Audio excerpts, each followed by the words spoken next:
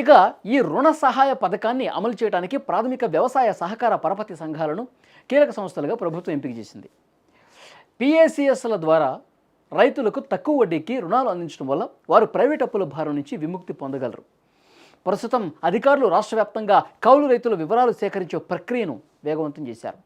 ఈ వివరాల సేకరణ పూర్తయిన వెంటనే అర్హులైన లబ్ధిదారులకు రుణాలు మంజూరు చేసే ప్రక్రియ ప్రారంభమవుతుంది. ఇకపోతే 1,00,000 వరకు రుణం పొందడానికి కౌలు రైతులు తప్పనిసరిగా కొన్ని నిబంధనలు పాటించాలి. లబ్ధిదారులు సంబంధిత అధికారుల నుంచి జారీ చేయబడిన కౌలు పత్రాలు కలిగి ఉండాలి. వారు సహకార సంఘం పరిధిలో నివాసం ఉంటూ ఆ సంఘంలో సభ్యత్వం కలిగి ఉండాలి. రుణానికి దరఖాస్తు చేసే రైతు కౌలు పత్రంలో చూపించిన సాగు భూమి ఎకరాకు తగ్గకుండా ఉండాలనే నిబంధన ఉంది. అయితే అసైన్డ్ భూములు సాగు చేస్తున్న కౌలు పత్రాలు ఉన్నవారు ఈ రుణానికి అర్హులు కారు. ఇక కొత్త ప్రభుత్వం చేపట్టినటువంటి ఈ చర్య కేవలం కౌలు రైతులకు ఆర్థిక సాయం అందించడమే కాకుండా రాష్ట్ర వ్యవసాయ రంగానికి ఒక బలమైన ఊతమిస్తుందని నిపుణులు భావిస్తున్నారు.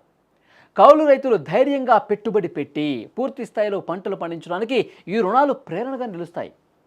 అయితే ప్రభుత్వం తీసుకున్న ఈ నిర్ణయంపై కౌలు రైతులు సైతం హర్షం వ్యక్తం చేస్తున్నారు.